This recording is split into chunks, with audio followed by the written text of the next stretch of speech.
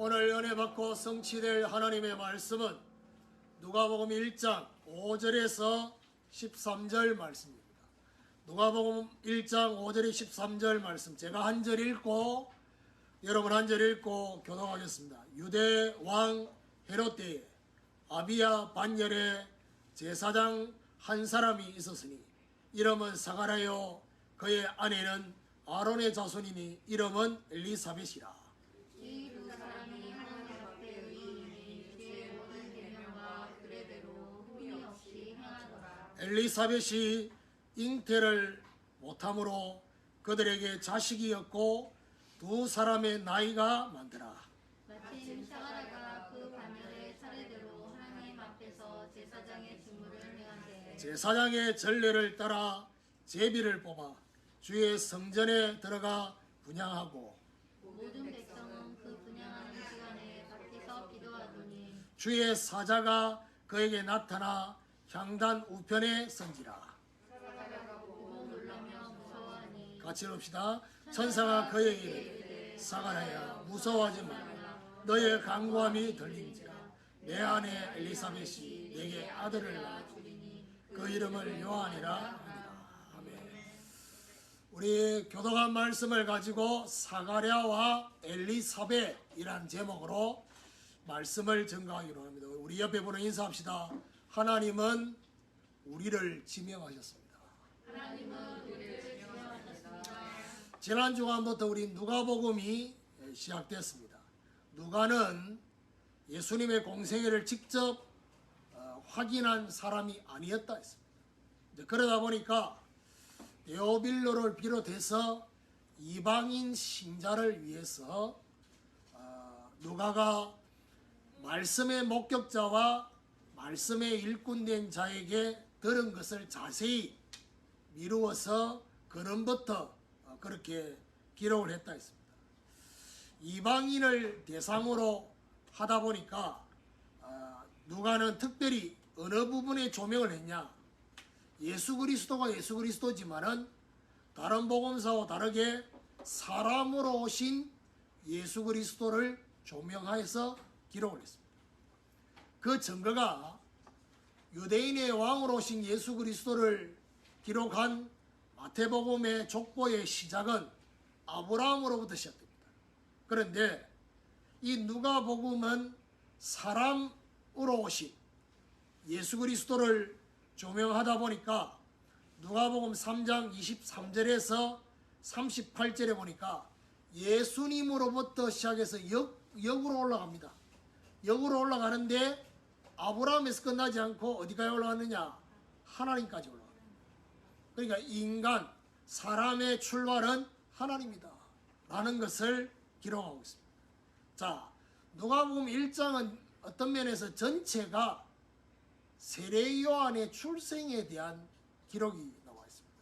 물론 마리아의 잉태 소식도 중간에 있지만은 결국 예수님의 탄생은 2장에 나와 있고 1장의 세례 요한에 대한 출생.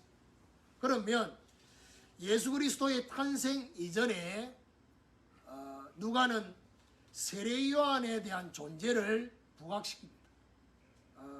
왜 그러냐? 이 세례 요한에 대한 예언이 구약에 예언되어 있습니다. 이사야서 또 말라기 4장 이런 데서 세례 요한에 대한 예언이 되어 있습니다. 그래서 세례 요한의 출생 예고를 먼저 하고 있다는 사실. 그러면 오늘 본문은 결국 뭔 얘기냐? 세례 요한의 출생 이전에 그 부모에 대한, 그 부모 사가랴와 엘리사벳을 조명하는 내용이 오늘 본문입니다. 이들을 통해서 우리가 오늘 말씀을 다 듣고 난 뒤에 우리가 인사했던 그 내용이 뭡니까? 하나님이 우리를 지명하셨다. 마치 사가랴와 엘리사벳을 지명한 것처럼 느껴지는, 하나님이 저와 여러분에게 지명하여 부르신, 베풀어 주신 그 은혜를 저와 여러분이 발견하게 되는 이런 축복이 저와 여러분이 있게 되기를 예수 그리스도 이름으로 축원합니다. 자, 그럼 첫 번째로 이름 속에 담겨진 신앙입니다.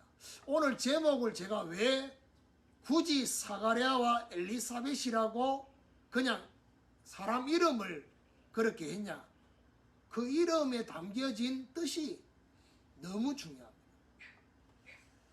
오늘 5절에 보니까 유대 왕 헤롯 때에 아비야 반열에 제사장 한 사람이 있었으니 이름은 사가랴요. 그의 아내는 아론의 자손이니 이름은 엘리사벳이라. 자, 이 사가랴라는 뜻이 뭐냐? 여호와께서 기억하신다. 여호와 하나님이 기억하신다라는 뜻이 사가랴입니다. 그러면 히브리식 이름은 똑같은 구약의 선지자 중에 이름이 있습니다. 그게 누구냐? 스가랴입니다. 스가랴의 이름이 사가랴의 이름과 똑같습니다.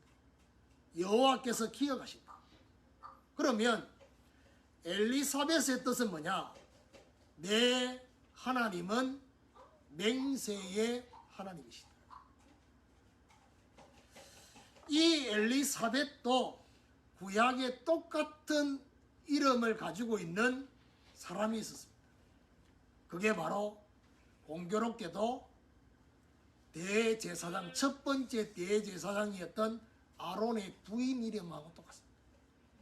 그 부인이 이름이 출애굽 6장 23절에 보니까 엘리세바라고 하는 그 이름이에요.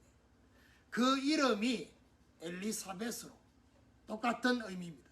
그러면 여호와께서 기억하신다, 내 하나님은 맹세의 하나님이시다, 이 두 이름을 합치면 어떤 의미냐? 하나님이 맹세하신 것을 하나님은 기억하신다. 하나님이 맹세하신 것을 하나님은 기억하신다는 거예요. 그러면 하나님의 맹세가 아브라함한테도 맹세했고 그런 여러 가지 맹세가 나옵니다. 그런데 지금 여기서 하나님이 강조하려고 하는 하나님의 맹세가 뭐냐? 시편 89편 37절에서 33절에서 37절에 하나님의 맹세가 나옵니다. 그 맹세가 뭐냐? 특별히 내가 나의 거룩함으로 한번 맹세하였은즉 다윗에게 거짓말을 하지 아니할 것이라. 그의 후손이 장구하고 그의 왕위는 해같이 내 앞에 항상 있으며 또 궁창의 확실한 증인인 달같이 영원히 견고하게 되리라 하셨도다. 무슨 말입니까? 다윗의 후손으로 메시아를 보내겠다는 맹세입니다.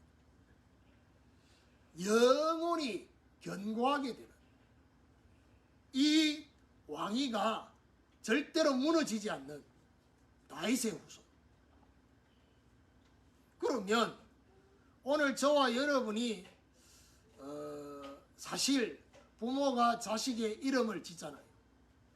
어떤 면에서는 오늘 사가랴와 엘리사벳보다 더 우리는 생각해야 될 게 그 부모가 이 아들을 사가랴로 이 딸을 엘리사벳으로 이름을 지었다.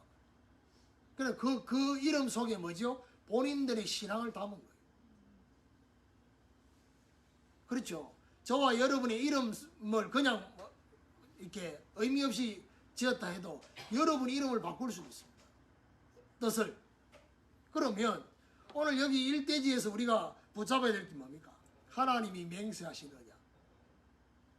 하나님이 맹세하신 언약이 저와 여러분의 언약이 되느냐 안 되느냐가 중요합니다. 하나님이 맹세하신 메시아 그리스도의 그 언약이 나의 언약. 나를 통해서 내 가정을 통해서 내 후손을 통해서 이 하나님의 나라가 실제로 이 땅에 이루어지는 이 일에 쓰임받는 나의 언약. 하나님이 맹세하신 언약을 나의 기도 제목으로 굳게 붙잡고 성취되기를 사모하는, 이것이 첫 번째로 우리가 붙잡아야 될 중요한 비밀이 아닌가, 그런 생각이 듭니다. 두 번째로 하나님 앞에 신실한 의인입니다. 6절에 보니까 이 두 사람이 하나님 앞에 의인이니 주의 모든 계명과 규례대로 흠이 없이 행하더라. 자, 여기 두 사람다. 자, 사가랴도 그렇고 엘리사벳도 그렇고, 여러분, 사가랴는 제사장입니다. 제사장은 네 지파만 제사장을 할 수 있습니다. 그것도 아론의 그 계열에만 제사장을 할 수 있어요. 아론의 후손만. 그러면 결국 사가랴는 뭐죠? 아론의 후손입니다. 그런데 사가랴만 아론의 후손이 아니라 오늘 여기는 엘리사벳도 뭐죠? 아론의 자손이라 했어요. 두 사람 다 네 지파입니다. 언약과 사명이 통하는 부부였습니다. 그런데 우리가 오늘 중요하게 봐야 될 두 번째가 뭐냐? 하나님 앞에 의인이라 했습니다. 자, 여기서 하나님 앞에 의인이라는 이 표현 속에 우리가 조금 생각해 봐야 될 게 뭐냐? 의인이라는 이 단어가 명사형으로 쓰여진 게 아니라 형용사형으로 쓰였다. 표현 자체가 의인이라는 명사는 결국 뭘 말합니까? 신분을 말합니다. 그런데 형용사형의 의인은 뭘 말하냐? 상태를 말합니다. 하나님 앞에 신실한 의인이란 말은 이들의 상태가 하나님 앞에 신실했다는 것입니다. 하나님 앞에 신실한 상태. 그러면 어떤 신실한 상태냐? 하나님이 어떤 부분을 보고 이 사가랴와 엘리사벳을 보고 하나님 앞에 의인이라고 말하느냐? 바로 하나님이 맹세하신 그 언약. 주의 언약과 말씀을 붙잡고 뭐 했다는 얘기냐? 신실하게 기다렸다. 제가 말씀드렸죠.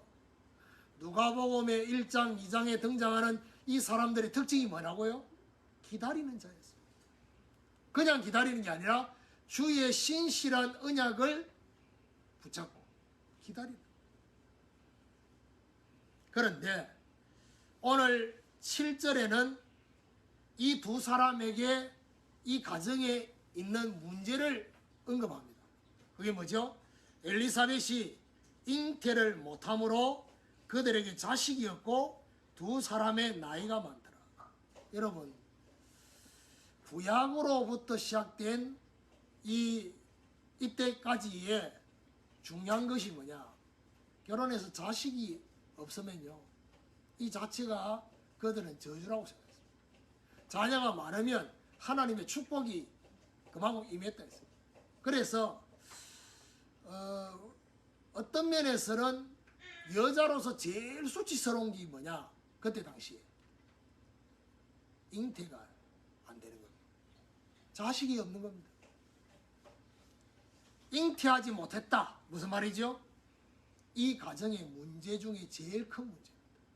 결혼을 했는데 꽤 오래됐어요. 나이가 많았단 말은 거의 몇십 년이 지났습니다.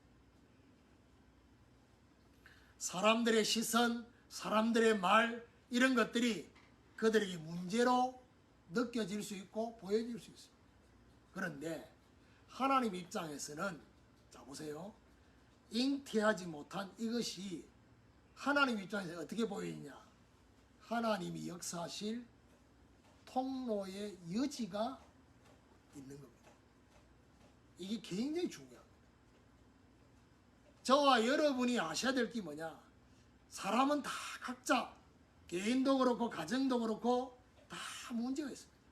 그런데 중요한 거는 그 사람의 상태가 정말 하나님의 언약을 굳게 붙잡고 불신앙하지 않고 다른 방법 쓰지 않고 그 언약이 성취되기를 기다리고 있다고 한다면 그 문제는 하나님이 역사하실 통로의 여지가 되는 것입니다.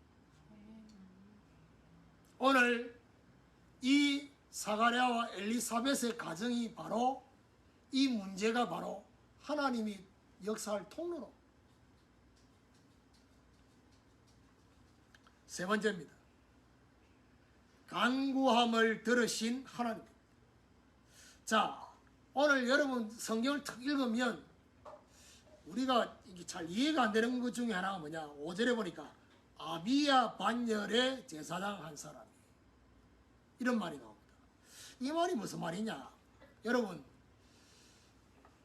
아론의 그 가정에서 태어난 아들만 제사장이 되잖아요. 처음에는 얼마 안 됐겠지요. 근데 이 아들들이 계속해서 또 결혼해서 자식을 낳고 이렇게 하면서 제사장 숫자가 엄청 많아졌습니다. 그래서 다윗 왕 때 이 제사장들을 1반, 2반, 3반, 4반 이렇게 해가지고 몇 반을 만드느냐? 24반을 만듭니다. 24반열을 만든 거예요. 그러니까 이게 나누었는데 여기 보니까 아비야 반열이란 말은 24반 중에 몇 반이냐? 8반이. 8번째 반열이에요. 그런데 예수님 이 당시에 제사장 숫자가 몇 명이었냐? 2만 명에서 2만 5천 명 정도. 그러면 한 반열에 제사장 숫자가 몇 명이냐? 1000명 정도. 그런데 중요한 건 뭐죠? 제사장이 대제사장 말고 제사장이 해야 될 일이 있잖아요. 그게 뭡니까? 매일 번제를 드리고 매일 분향하는 이거를 하는데 그게 여러 제사장이 하는 게 아닙니다. 여러 제사장이 하는 게 아니고 한 제사장만 하면 됩니다. 그것도 일주일. 자, 그러다 보니까 한 반열에 1000명이나 되니까 1000명이나 되니까 24반이잖아. 그러니까 1년에 거의 이게 노테이션을 돌려도 1년에 거의 2번 정도 돌아옵니다. 그런데 모든 사람이 다 할 수 있느냐? 그것도 아닙니다. 무슨 말이냐? 제사장이긴 제사장인데 평생 성소 안에 못 들어가는 제사장입니다. 1000명이니까 그 1000명 중에서 뭐 하느냐? 순서가 돌아왔을 때 오늘 여기 보니까 뭐 나오느냐? 8절 9절에 보면 마침 사가랴가 그 반열의 차례대로 하나님 앞에서 제사장의 직무를 행할세 제사장의 전례를 따라 뭘 뽑았다고요? 제비를 뽑아 주의 성전에 들어가 분향했다. 자, 1000명이나 되는 그 제사장 중에서 제비를 뽑아. 그 제비 누가 뽑혔냐? 사가랴가 뽑혔다. 그래서 제가 오늘 인사할 때 하나님이 우리를 지명하셨습니다. 제사장의 전례를 따라 제비 뽑았는데 그 제비 뽑힌 사람이 누구냐? 사가랴입니다. 1000명 중에 그 일주일 동안 하나님 앞에 쓰임받는, 그 제가 얘기하잖아요. 그 1000명 중에 평생 한 번도 하나님 앞에 제사장의 직무를 감당할 수 없는 제사장들도 많았다는 얘기예요. 어떤 느낌이지요? 하나님이 특별히 지명하여 부르신 느낌. 제비. 저는 오늘 이 말씀 준비하고 지난 한 주간 계속 이 말씀 보면서 여러분, 우리가 볼 때 너무 보잘것없는 함께하는 제자교회잖아요. 그런데 하나님 보실 때는 저와 여러분을 지명하여 부르셨어. 너는 여기 있어야 돼. 라고 한다면 이건 다른 문제입니다. 그래서 여기 보니까 뭐라고 말합니까? 주의 성전에 들어가 분향하고 모든 백성은 그 분향하는 시간에 밖에서 기도했다. 매일 드리는 번제를 보고 상번제를 하잖아요. 항상 드린다. 그리고 매일 분향당에 들어가서 분향을 했습니다. 그런데 보세요. 11절에 보니까 주의 사자가 그에게 나타나 향단 우편에 선지라 했어요. 이때를 기다린 거예요. 그러니까 1000명 중에 제비 뽑힌 사가랴, 그 사가랴가 성전에 들어와서 분향하는 그 타이밍을 하나님이 기다리신 거예요. 주의 사자, 천사가 나타나서 하나님의 응답을 전달하는 내용이 오늘 본문입니다. 13절에 뭐라고 말합니까? 천사가 그에게 이르되 사가랴야 무서워하지 말라. 너의 간구함이 들린지라. 내 아내 엘리사벳이 내게 아들을 낳아 주리니 그 이름을 요한이라. 하나님 앞에 기도한 간구함을 들었다. 자, 자식 달라고만 했겠습니까? 그게 아니라는 것이죠. 오늘 이게 되게 중요합니다. 사가랴와 엘리사벳이 뭔 기도를 했고 어떤 기도를 하나님이 들었다고 합니다. 들려졌다 했습니다. 제가 최근 계속 얘기했죠. 하나님 청력이 아주 뛰어나다고. 뭘 기도했겠습니까? 하나님의 맹세의 언약을 놓고 기도했고. 저는요 오늘 원고에 없는데 제가 말씀을 쭉 보면서 그런 생각이 듭니다. 여러분, 이스라엘 백성들이 애굽의 노예에 대해서 몇 년 만에 나왔습니까? 430년 만에 나왔습니다. 그렇죠? 그러면 신구약 중간기가 몇 년입니까? 거의 비슷합니다. 그 기간 동안 뭐지요? 정말 이 사가랴와 엘리사벳 같은 이런 사람들이 뭐죠? 하나님이 그렇게도 보내시겠다고 맹세한 그 언약을 붙잡고 계속 기도한 것입니다. 성취되게 해달라. 우리 같으면 한 1년 기도할 때는 그때 믿음 생겨가지고 2년 지났어, 3년 지났어, 5년도 지났어. 이상하게 힘이 빠지려고 그래. 근데 이 사가랴와 엘리사벳이 힘도 안 빠지고 계속 기도한 겁니다.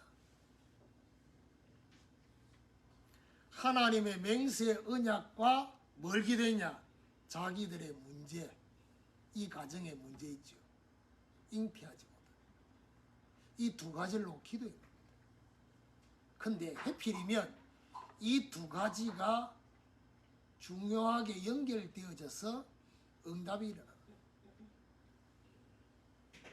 물론 이 세례 요한이 메시아는 아닙니다. 메시아의 길을 준비하는 겁니다. 그런데 너무 우리에게 하나님이 전달하고 싶은 게 뭐냐? 너의 간구함이 들린지라. 하나님이 듣고 계십니다. 저와 여러분에게는 응답이 되지 않는 것처럼 느껴지는 그 오랜 세월이지만은 하나님이 저와 여러분 인생을 두고 정말 내 인생과 남은 내 가정 그리고 내 후대 내가 하나님 앞에 기도하는 그 뜨거운 열망 이 속에 하나님이 뭔가 담아놓으신 마치 맹세한 것처럼 내가 너를 통해서 내가 너 가정을 통해서 네 후손을 통해서 이렇게 하시겠다라는 그 신비의 계시가 여러분에게 주어졌답니다. 그거 붙잡고 기도하는데 응답이 빨리 안 와. 저는 이 말씀 내한테 적용할 때 함께하는 제자교회 이 중요한 개척을 시작하기 전에 하나님 제 마음에 주신 그 하나님의 눈물 그 눈물을 붙잡고 기도하는데 실제로 눈에 보이는 그런 증거가 없어요.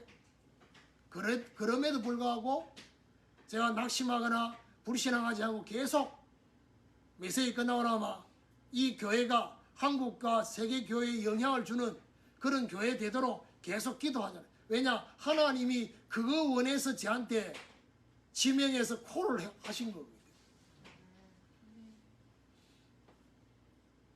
저는 이 말씀 준비하면서 너무 그런 생각들이 많이 났어요. 아, 하나님은 기억하고 계시고, 하나님은 이 부부의 기도를, 간구함을 듣고 계시고, 결론입니다. 사가랴와 엘리사벳에 대한 적용을 해보면요, 결국 오늘 이 말씀 속에서 우리 자신에게 점검해 봐야 될 부분이 뭐냐? 과연 내 안에는 하나님의 맹세와 같은 그 언약, 맹세와 같은 하나님의 간절한 소원, 그게 담겨져 있냐는 것입니다. 빌립보서 2장 13절에 너희 안에서 행하시는 이는 하나님이시니 자기의 기쁘신 뜻을 위해서 너희로 소원을 두고 행하게 하신다 했어요. 하나님의 간절한 원한을 저와 여러분의 마음에 담아 쓰셔서 그 말씀을 이루시는. 그래서 이 말씀 가지고 이렇게 저렇게 생각하면서요, 우리 부모님 생각도 났어요. 저희 아버지가 하나님 앞에 기도했던 그 기도도 생각났어요. 장로님이었으니까 한국교회를 보면서 아버지가 흘렸던 그 눈물을 하나님은 보고 계셨어요. 그 기도, 아버지의 표현입니다. 한국교회가 썩어가고 있고, 이래 말하면 니만 잘났나 이렇게 말할 수 있어요. 그 말이 아닙니다. 내가 잘났고 다 틀렸다 이런 얘기를 하는 게 아닙니다. 다 똑같이 지금.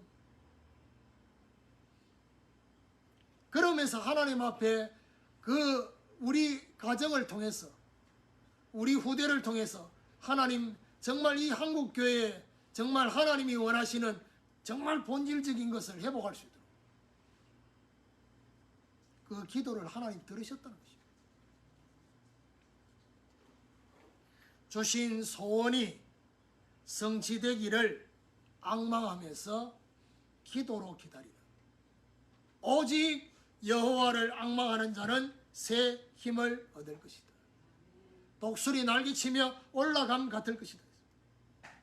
그래서 오늘 이 사가랴와 엘리사벳의 가정에 있었던 그 문제, 오늘 저와 여러분 개인과 가정의 문제